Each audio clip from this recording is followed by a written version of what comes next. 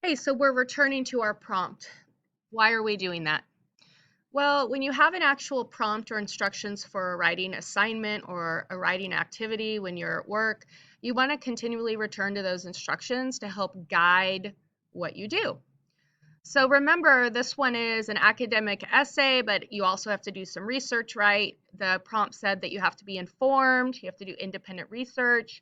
You're going to use two of the texts provided in class and at least one source that you find, and you have to have all that MLA information.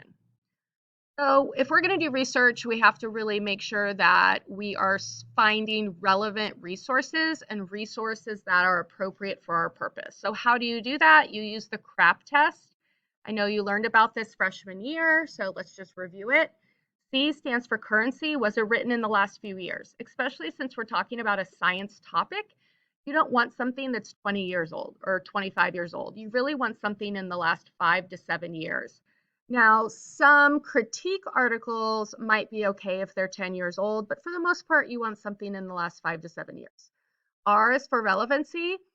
Does the article contain arguments or information directly related to colonizing Mars? Because that's really what we're focusing on. Accuracy. Is it accurate? Well, how do you know if it's accurate? Especially scientific information. It needs to come from a reliable source, such as a scientific journal article or a scientific website that is published by a scientific community or organization.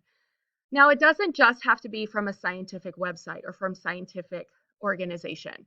Let's say you are exploring the economics of colonizing Mars. How much money can we make, or how much money will it cost?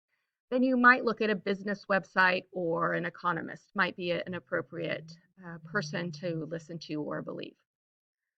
Purpose. Why was it written? In the previous activity, you read something that was created by NASA. Now, obviously, NASA wants the government to continue funding its programs. So that doesn't mean that what NASA said was wrong or incorrect. It just means that they have a definite viewpoint, and you, as a critical reader, need to be aware of that viewpoint.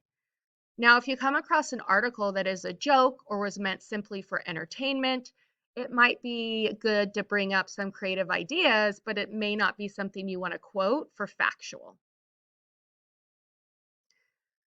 So the other issue that we have when we're looking for information is what keywords are we going to use when we search the internet? Now, of course, you're going to use words like Mars or colonizing Mars, but where can you get other really good keywords? Well, yesterday you read some articles, so let's take a look at those and see how we can kind of steal or borrow words from these articles. One of the articles you read last week was called 5 Reasons to Explore Mars. And as you scroll down, or you read, I think you read it on paper, you see that there's some headings here. Understand the origins of life. So you might include Mars and origins of life. You might include Mars and technology innovation. You might include Mars and benefits or costs of space tourism. The other article you read yesterday was this one, and this one was about should we colonize Mars? And a couple things to notice here is that it is from an organization or a website called Viterbi Conversations and Ethics. And when you click on About VCE, it tells you the credentials and the mission and the people who write for it. I mean, this one's a biomedical engineering student. This one is a chemical engineering student. So these students are, have a college education in the ideas. It's produced by the USC School of Engineering, and it talks about ethics in engineering. So while it's not from, quote, experts in the field that have been in the field for years, it is edited and created by a credible source, which would be the USC Department of Engineering. This article, however, contains some general information, so it's a really good place to pull words. You might pull, here it talks about various concerns, like colonizing Mars could potentially harm any life forms indigenous to the planet. So you might include words like potential harm to life forms on Mars. This one talks about ethical dilemmas, so you might include the word ethical dilemma along with colonizing Mars. So those are just some words that you can use when you're doing your search. If I talk too fast and you didn't catch any of those words, go ahead and pause the video now. I included them down here. There's certainly a lot more words that you could also include. Now, if we're going to be writing or including research and quoting, then as you are researching, you are going to need to collect the data or the information about the article that you need to inform your research. So when you are looking at things online, it's important that as you research, you collect this information from articles that you might eventually use in your essay. Of course, the author or authors, you're going to include the title of the source. So this might be a name of an article, a name of a poem, a name of a blog post. Then the title of the container. Well, what is a container? You only need the title of a container if what you're quoting is within a larger work. So most of the things you find will be either from a journal or from a website. So the name of the website or the name of the journal or the name of the magazine would be the container. Other contributors, if there's other contributors that are recognized. If there's no other contributors, then you wouldn't include that information. The version, so this is usually when you're reading several journal articles, it will tell you what version it's in or the number.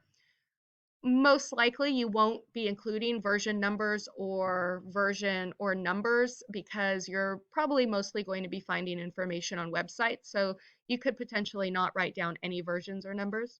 The publisher. Now for most websites, the publisher will be the organization or name of the organization that is producing or publishing the website. The publication date for most online articles is either included under the heading or included at the bottom of the article or the blog post. And the location for websites would be the website address. So remember, for every article you find, you're going to want to make note of these items. So what will you be doing today?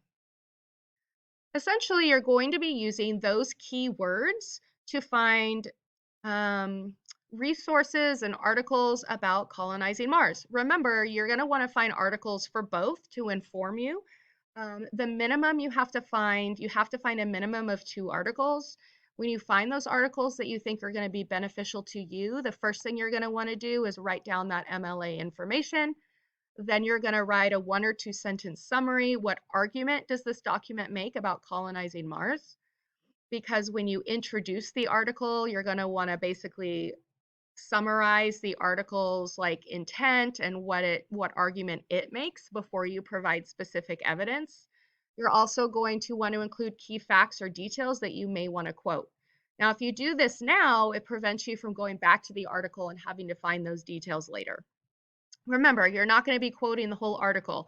You're only going to directly quote key details or facts or ideas that the writer says that you can't paraphrase or say any better.